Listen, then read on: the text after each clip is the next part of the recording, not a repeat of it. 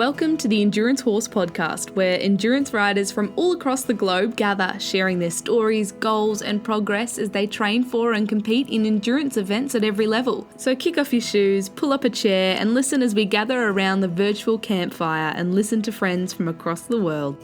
Hello, and welcome to another episode of Endurance Horse Podcast. I am your host, Christina Hike, and this is episode 66.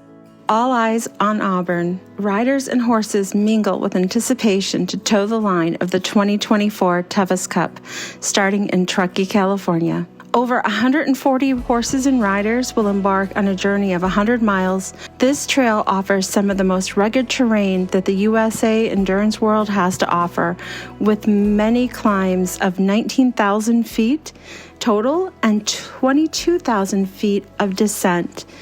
There is heat to deal with and terrain, but there are also wonderful volunteers all along the way to help riders as they challenge themselves and their horses to a lifetime accomplishment. One thing I love about the world of distance riding is that we cheer each other on, each and every team member. Today, as my thoughts turn towards Tevis, many riders come to mind, so many of them that have been on the podcast over the last several years. But today, a small, gated, painted horse named Shiloh stands out to me. My thoughts are turning towards Shiloh and his rider. Shiloh started his road to Tevis back when he was first sold to our next guest. I won't give it all away because she has her own story to tell. Listen in and welcome our next guest, and then followed with an interview with her trainer, Pamela Reband and Scot McGregor. Hey, Pam, it's Chris Hike from more. Oh, no, I did it again. I did. Oh, my good gravy. Oh. See? I'm terrible. But you have done some of the challenges, right? Yeah. Oh, yeah. So it's appropriate. Okay. Express. Oh, man. Okay. So it's Chris Hike from More Horse Endurance and Endurance Horse Podcast. So I'm just not even going to fight it. I'm just going to put them both out there. So there. Well, welcome to the podcast. I'm so glad we finally got together, and I'm just going to leave all this laughing in because they might as well know the truth. Well, I am tickled to be here. I've been looking forward to this for quite some time. Oh, so we're here today to talk about, one is your book that I thoroughly enjoyed reading called 3 Steps Up to Mediocrity, and found that you sent me a signed copy, but everybody can find it on Amazon. Let's just get that out there right away, right? They can go to Amazon and find your book. It's on ebook, it's paperback, and it's just out on audio. So Audible has it, and hopefully within a month, several other audiobook outlets will also have it. I'm going to have to go check that out in audio because I obviously love audio, or we wouldn't be doing this right now, right? So it's all in your voice then? So we get your inflections? Not all of it. Oh, not all of it? It is not all of it. The last chapter of the book is something that Scott wrote, and I actually got the producer to read that part so it would be in a man's voice. So that's the only part that's not in my voice. So the second thing we were supposed to talk about is your July ride. Goal for 20 years. And then I think this all ties into your book, but, we are also going to talk about friendships and the power of encouraging friends. So where would you like to start? Let's start with the book because it encompasses the other two a little bit. I had an experience I thought was unique over the last 5 years, say from about 2017 until 22. I got old. I've been riding my whole life, since 7 or 8 years old, and I got old. And there was about a year or two when my husband also got old, and I just didn't ride. And over that year, when I started back, I was so physically out of shape that riding was difficult. And because it was difficult, it became scary. And because it was scary, I stopped doing the parts that seemed hard. But what I didn't appreciate at the time was that the more you don't do the tough trail, the more the medium trail looks hard. And then when you don't do the medium trail, the easy trail looks hard. And eventually you've restricted yourself to riding around and around your yard, which is what I was doing when my mare tripped and fell on me, and I got hurt. Thus fulfilling every scary thing that had been going on in my brain for a couple of years. And let's just say this wasn't just a slip and a bruised ego. I mean, you walked away with some injuries. I did, but I don't think that it would have... The injuries, I mean, we're not discussing... I didn't break any bones, although I bruised a lot of them. I tore a rotator cuff. And I basically bone bruised everything on the left side of my body. I mean, I did what you're not supposed to do. The mare tripped, fairly innocent, just stubbing of the toe, really.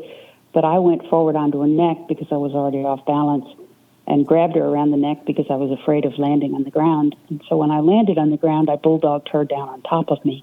Classic bulldog technique, I'm told. And so I was hurt.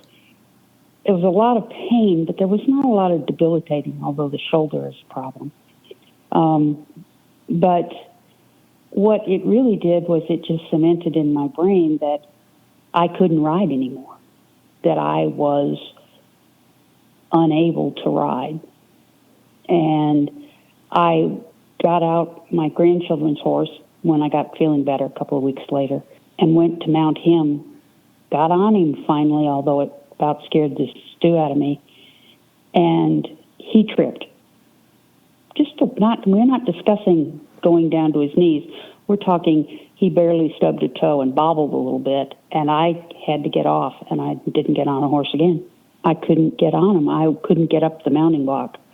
I have a large purple plastic mounting block that has 3 steps, hence the book, 3 Steps Up. I started to throw up every time I looked at the mounting block, and I just didn't know what to do at that point. I'm almost 70. I have physical problems, but my back gives me a lot of trouble, and my legs become numb as I ride. Riding makes my back pinch my nerves, and so the longer I ride, the less capable I am of riding, and I know that. But it wasn't until the fall and all the pain that I got to where I couldn't get up on the mounting block, and I didn't know what to do. If I don't ride, I don't know who I am anymore. I mean, this has been the defining part of my life, for my life. And it wasn't there. But I wasn't willing to get rid of it either. But I didn't know what to do. Part of I identified pretty strongly with like the friend that you had that kept coming over and sitting and, she would read a book while you were riding and just supporting you. I try to be that friend. And I hope when I need that friend that's going to get paid forward, back to me. And, but the importance of that, because I know Scott is this huge key, to solving this puzzle for you. But can you tell me about your other friends, Sue? Yeah. In the middle of all this, we moved to Tennessee to be close to the grandchildren. And so now not only am I not riding because I'm afraid, but I've just moved 4-horse Tennessee, and I don't know anyone. But my best friend lives about 6 hours away, and she has a riding buddy who lives here in Murfreesboro, where I live, and introduced the two of us, which turned out to be exactly what I needed. Sue is the most helpful, kind human being you will ever meet. So when I made up my mind that it was time to do something about the throwing up at the mounting block problem, I had the perfect horse. I have my grandchildren's horse. His name is Charlie. And Charlie's he's just Charlie. Is that what you want to do, and when do we eat? So I asked Sue to come over. I told her I was a little nervous, which was kind of the understatement of the year, but she's a new friend. I was too ashamed to admit that I was petrified to get on my own horse. After all, she's a riding friend, a riding buddy of my lifetime riding friend. And I just asked her if she just wouldn't mind coming and maybe holding him while I got on to be sure he didn't move. Charlie was most insulted. He's like, what do you think? I don't move. What is your problem? But because she was there, it gave me a little extra courage. And because she was there, I was too ashamed to back out, which at that time I really needed. It's too easy when you're afraid of something, if you're home alone, to say, well, today's not a good day. Mm-hmm. But if that's the day Sue came over so that she could hold the horse, quote unquote, then you kind of have to get on the horse. I know she was rather puzzled when I only rode for about 10 minutes, but that was about all my nerves could take. Mm. But she would come over for several weeks, stand there while I got on, and then sit outside my round pen reading her Kindle while I rode Charlie around and around and around the round pen until I got bored enough with that to be willing to try to go outside of it. But that's just a friendship that at the time, it was just because she was so nice. She has continued to support and help. She's not an endurance rider. She doesn't get endurance, but she knows it's important to me, and she's a good enough friend to be supportive of that. Those friends are rare. They are rare. They really are. And if you can be that friend to somebody else, be that person. I mean, maybe I might push too much, but one of my longtime friends, she gets very busy with her work, and she's very active in her community. And then I'm always like, can I come kidnap you? Like, I know you have your own trailer, but I don't want to hear that it isn't hooked up. I'll just come get you, So I can be a little bit too much the other way. So it did help me to read your story, too, to just be like, maybe I need to tone it down. Instead of, I'm here, put your horse on. I mean, it can be too easy to put the horses off. It is. Because there's no driving need for that. Mm-hmm. I mean, at some point I have to do dishes, otherwise we're going to all die of food poisoning next time I cook on a dirty dish. You have things in your life you have to do. You have to go to work or you don't get a paycheck.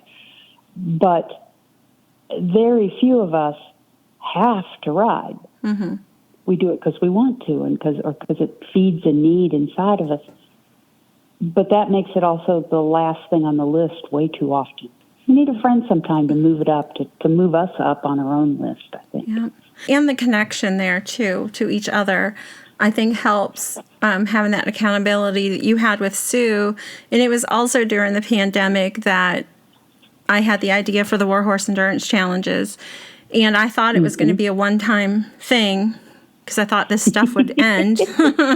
It didn't end. It just kept, but it was terrible. But what we found through that was a community, and it was one good thing that we found how to help each other through that. And the challenges continue, and we've made such good connections. Quite a few of them.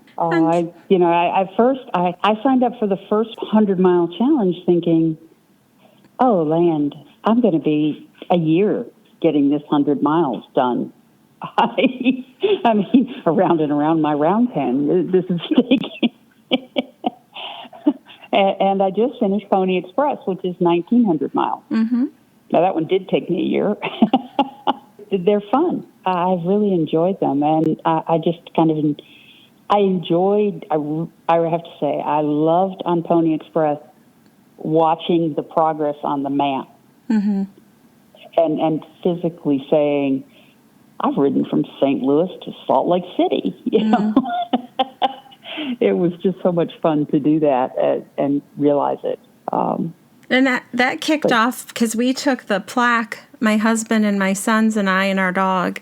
We traveled down from Wisconsin to St. Joe to the Pony Express Museum, and actually we went to 3 of the museums down there. And so, it just kicked off all this other thing. And so, like, the first 500 people that signed up for that, their names are on a plaque down there. And it's just strange how those things grew. But and there's one person hauled their horse down there because it's a pretty big lot down in St. Joe. and she got her horse off and rode it around down there outside the museum, and sent me pictures. And so I thought that was great. That is pretty cool. Yeah. I have to say. And Linda Zimmerman did that too, and Bob and Linda. I think the only reason I have any photos of me at any endurance rides are because, Bob and Linda, Linda would compete and Bob would take the pictures, and he was very good at it. And so, yeah, they did it, and they also traveled down there to see the plaque and stuff too. But it's been quite a journey. But I think over the last few years I have, just like it's really beautifully laid out in your book, that the power of friends coming alongside of you and saying, you've got this, you can do this, let's keep going. And I think that's a good place to introduce Scott and how he helped with Shiloh. Even if your friends aren't just actively saying, you've got this, the mere fact that they're next to you. I mean, Scott came into the story. I've actually known Scott since the 1980s. I competed against his mother in the show ring.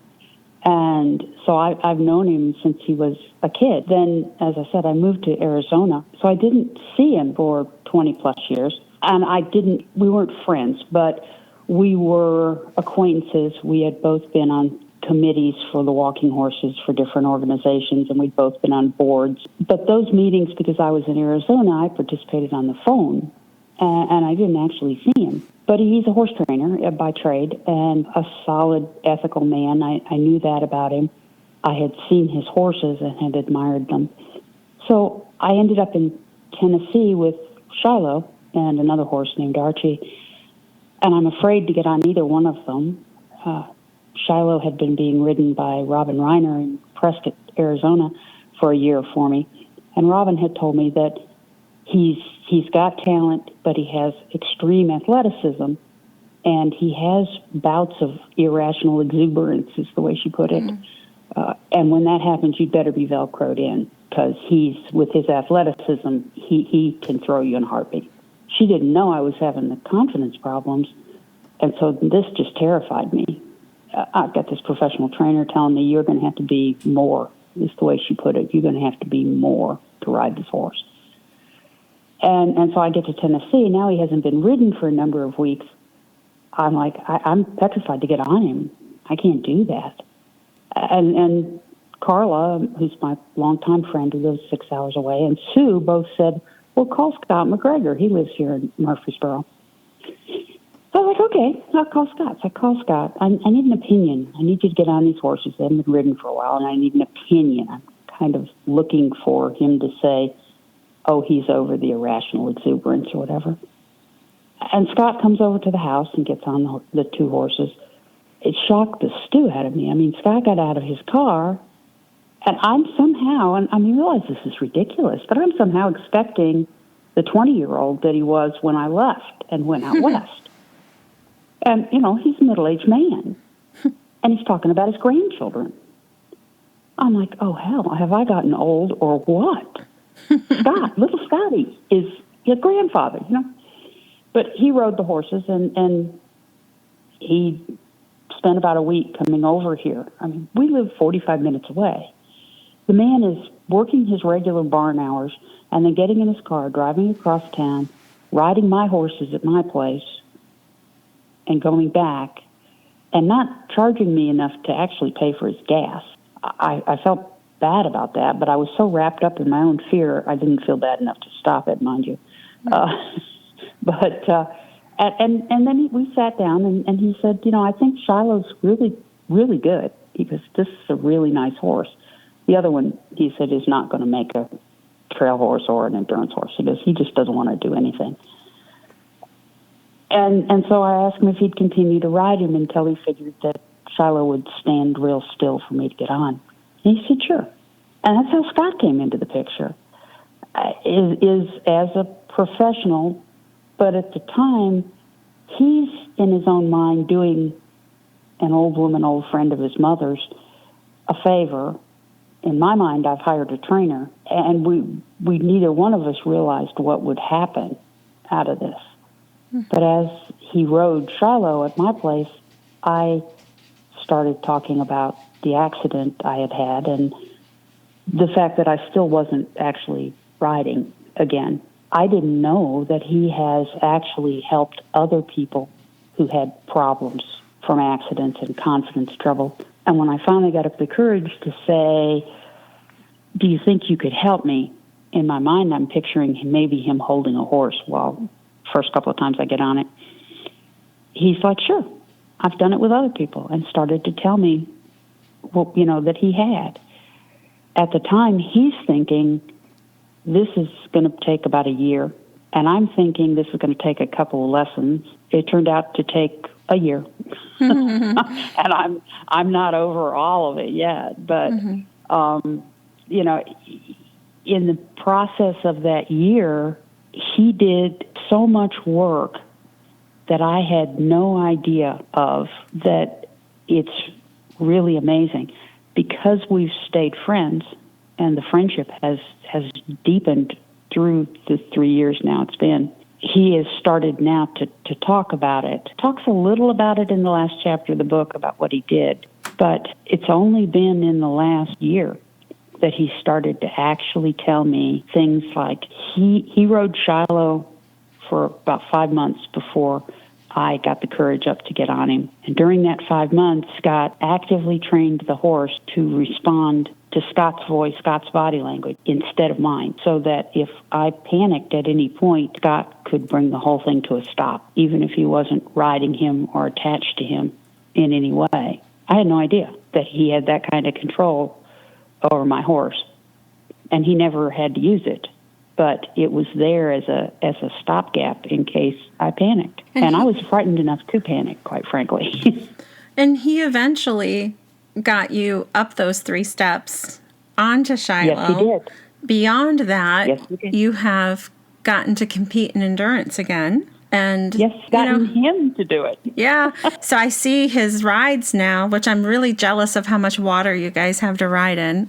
A big South Fork. It's so nice. We have none. Unless it rains and there's a puddle, I have nothing. So, yeah, living vicariously through all the water you guys get to ride through. But I'm kind of thinking, I know Scott went out and he trail rode some, but I kind of think maybe he's gotten the bug now for bigger adventure. He has. Yeah? He has gotten the bug, and he trail rode as a child. He grew up in basically Los Angeles. I mean, he talks about trail riding up to and beyond the Hollywood sign. And then he kind of gave it up. He trained, and then he went into Western dressage. And I think Western dressage will always be his passion. But I took him back out to Big South Fork and kind of gave him the bug again for the far places. I mean, he kept talking after we got past the first 10-mile rides and we got into 20, he's like, I can't believe how all the cool stuff is beyond where most people ride. True. Yeah. He's like, it's just the really neat stuff is in places that I would never have reached before because I wouldn't have gone that far. I love the walking horses. When Shiloh's resting, we're doing 5 miles an hour. So, we can just cover a lot more ground than your average horse. Now, he can't keep up with a trotting Arab for hours and hours and hours, but, there are trade-offs. Mm-hmm. But I'll tell you, the coolest thing, I watched something last fall that was just amazing. And it was amazing for the endurance community, but it was also amazing for Scott. They had the Big South Fork endurance ride last September. Scott had never managed to get a 50-mile completion. Something had always happened. But Scott's riding Max, who was my second horse, and headed back out and did the second loop. But he admitted that he went too fast on the second loop. And when he brought Max in, Max had a little trouble pulsing down. They tell him, okay, we'll let you go after rechecking Max. They're like, you can go if you want, but you only have 4 more hours, and it's an 18-mile loop. So he went out and he worked this whole loop out to make it as easy on Max as he could. And it's a long, hard loop with some really long, hard climbs in it. And he brought the horse in during the award ceremony. And then I hear somebody coming in. All 3 of them have gone through the finish line, which was a mile from the camp.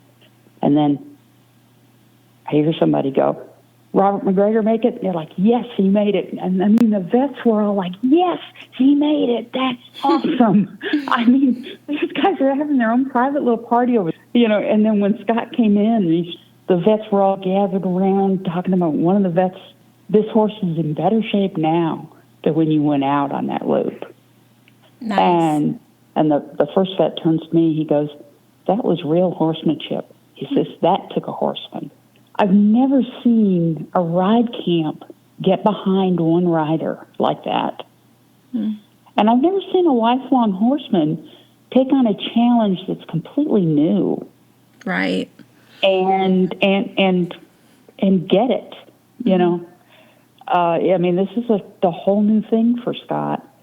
And it was just the most beautiful thing that night.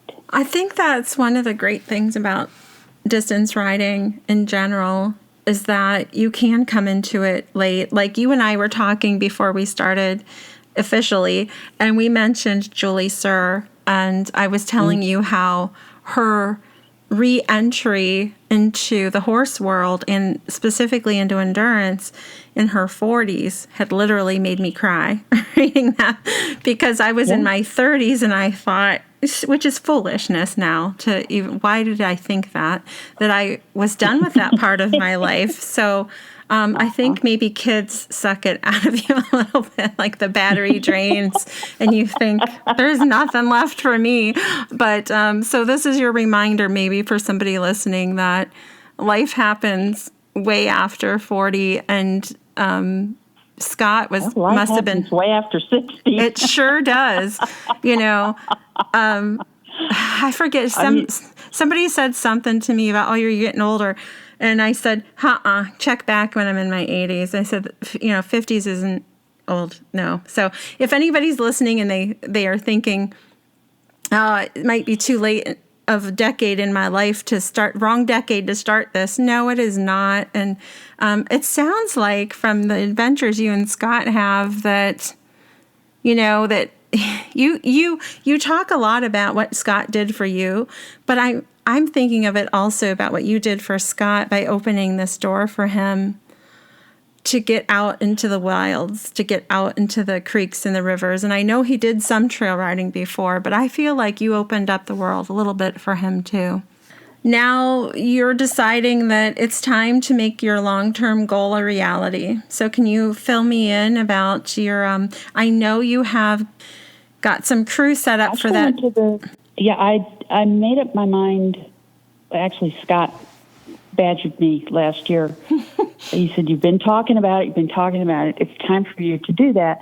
I had given him Julie Sir's book, and that gave him the bug about the ride. And then he badgered me into it. He knew I had been wanting to do it since about 2000.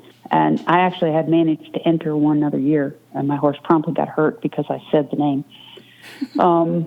So I didn't make it, but I hadn't entered, but I had made up my mind to do it last fall. And then my husband had to have open heart surgery in January. Major, life-threatening, huge, big deal. His second. And so I was like, okay, I can't do it. That's the end of this.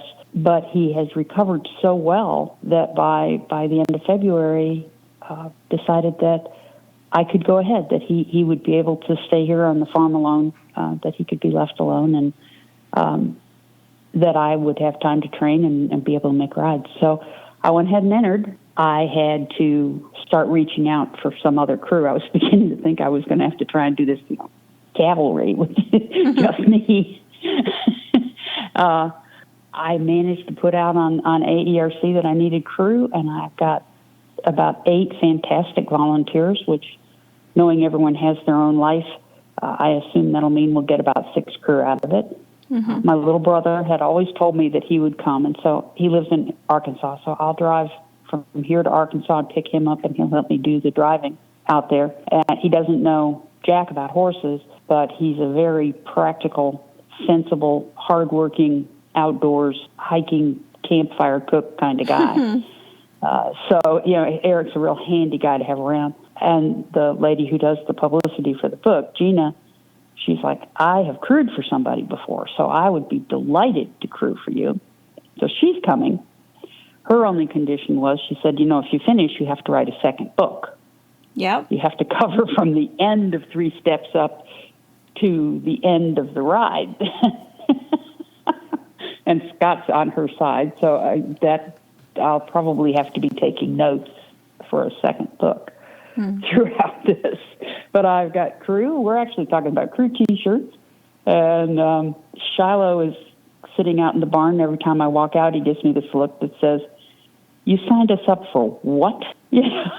But he is an amazing little horse. He is not very large, and I'm a very large woman, but he is so well balanced and so tough that he seems to have absolutely no trouble. He balances me when my spine makes me lose my balance, which is more often than I would like. He is perfect handicap assist horse. I mean, I can drag myself up off the ground by his breast collar, his girth, his stirrups, whatever I have to do. He won't move. He doesn't move. When I dismount, usually when I first dismount, I have trouble standing because I can't feel my legs and my feet and my legs are weak. So Shiloh stands and braces himself so I can hang on to the saddle until I can get my feeling back in my leg. He is absolutely the perfect horse for this part of my life, and thanks to Scott. So I've got the horse, and I've got crew, and I got a truck and trailer and a little brother willing to come out with me, and I am like full speed ahead on a great adventure. I just sit there and think of all these people that really know what they're doing that do this. And then there's me. We're kind of epitomizing ignorance is bliss, but we're going to try it. If I don't do it now, I don't know when I will. You need to go, maybe I'll have to find one for you, but if you dig back in the past, I have several Tevis focus episodes on here, and I don't know, I'm trying to remember her name, but there was a woman from the East Coast who decided to go out and get this off her list, and she did it. And I think she's similar age of you, and I don't think she had an Arab either, and I think she went out and did it. It can be done. I tell you, I know Shiloh can do it. Barring some kind of freak accident, I know he can do this. I'm pretty sure he could fly to the moon if I asked him to.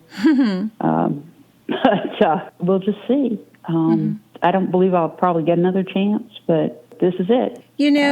Pam, just deciding to go and showing up and being there is a win, I would say, because I would say the percentage of people in endurance, not even saying horse people, but just saying the percentage of people in endurance who even toe the line at that ride is pretty small. So I am super cheering for you.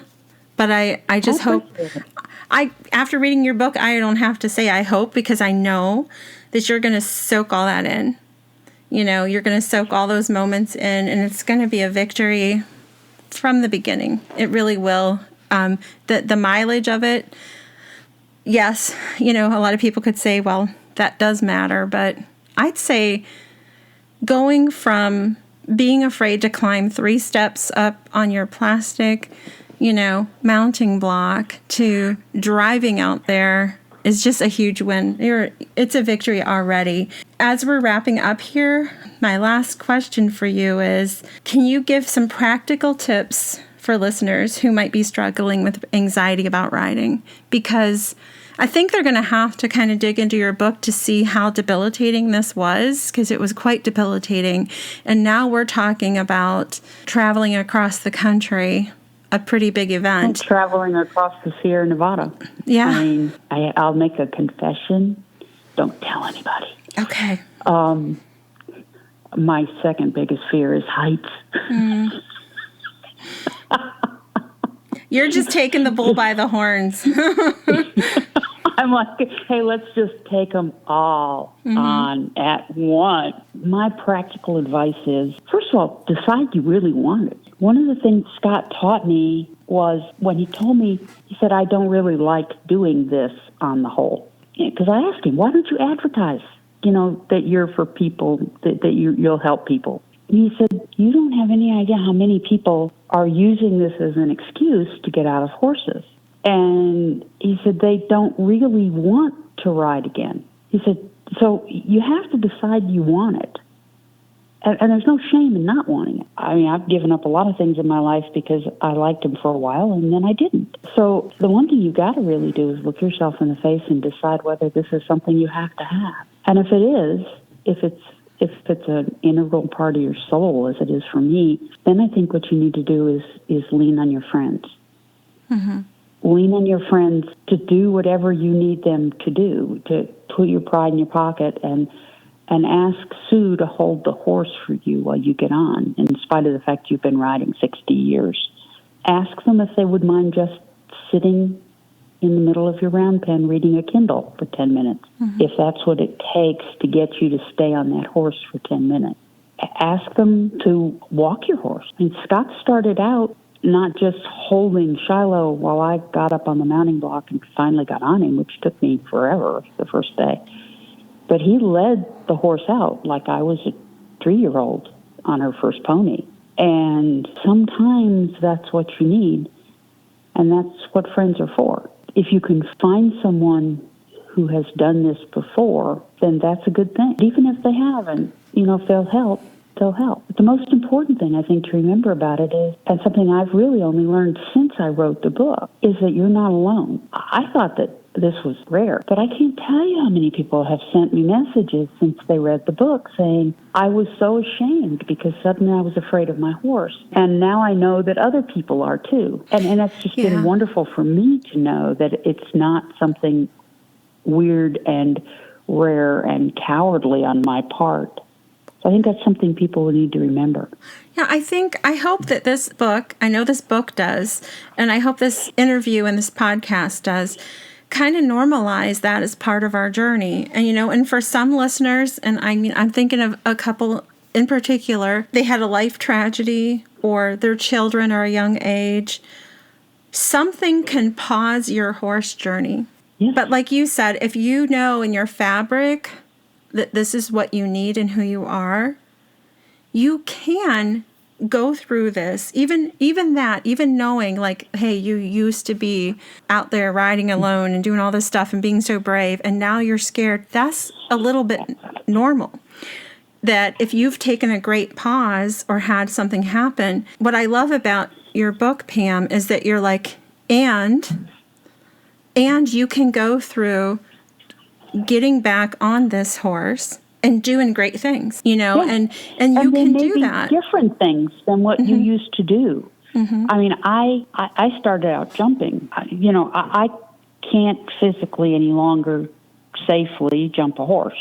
I might get lucky and stay on, but the truth of the matter is that my body isn't going to let me do that anymore. But when I was jumping, I couldn't even contemplate riding 100 miles. Mm-hmm.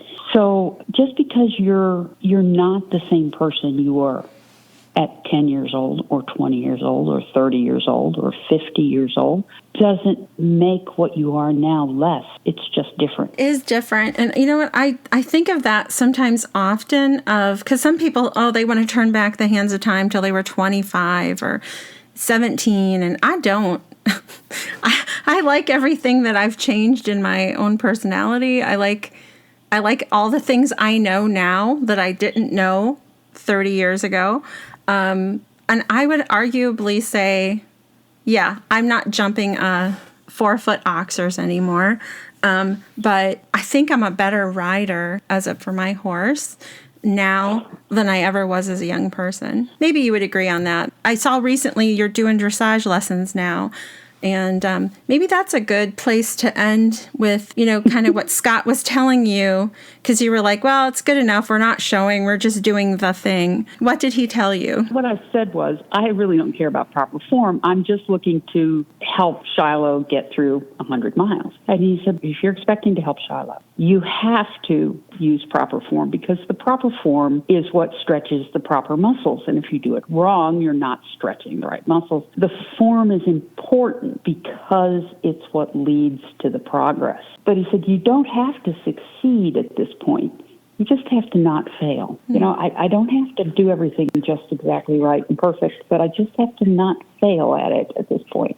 It's like having a whole team of people behind me to have this group of friends. Sue trying to get me healthier, and Carla just encouraging me, and Scott trying to figure out how to use his knowledge to help Shiloh and I along the trail. It's amazing. I just hope you take care of yourself in the canyons, because I've never been out there. I don't know much about it, but I know what people tell me, and it's that it is so hot. And I worry about it. And hopefully, hopefully my body will not make me quit. Because there won't be any Scott to even take a picture of me in the middle of the trail passed out this time. But I'm going to have to wrap it up here. So if you have any parting advice, and I know I am so looking forward to tracking you both, and we'll be hoping and cheering you on from afar. Well, I appreciate all the prayers. Lord only knows we need it. I don't know how much advice I've got to give. Just feel free to come up and say hi and pet Shiloh if you want. He's not much of a people horse, but, I'll make him behave. Will be easy enough to spot if the folks are out in California in July. I mean, there aren't a lot of spotted palominos walking horse on this particular trail on that particular day. So, well, maybe they can just come up and get a selfie with Shiloh and have you sign their book. Absolutely. It's been great talking to you. Thank you much, Chris. I really appreciate getting a chance to meet you. If you're ever in Tennessee, come on, we'll go ride Big South Fork together. You never know. My youngest is almost, he'll be almost 18 pretty, a couple of years, and then I'm a free woman, I think. So who knows? I might travel all over the place. So hey, I got a guest room. You're more than welcome anytime.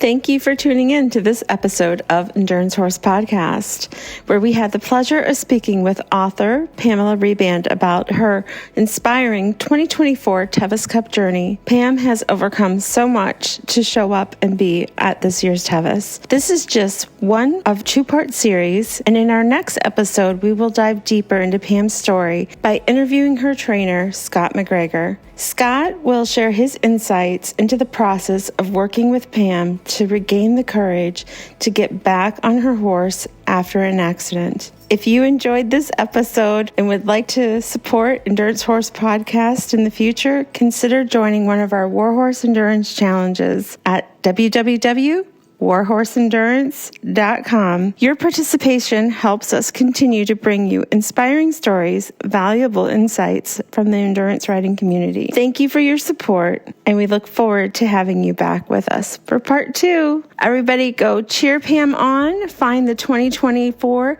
Tevis Watch group on Facebook, and get updates on all the riders. Everybody send them good vibes. Happy trails all.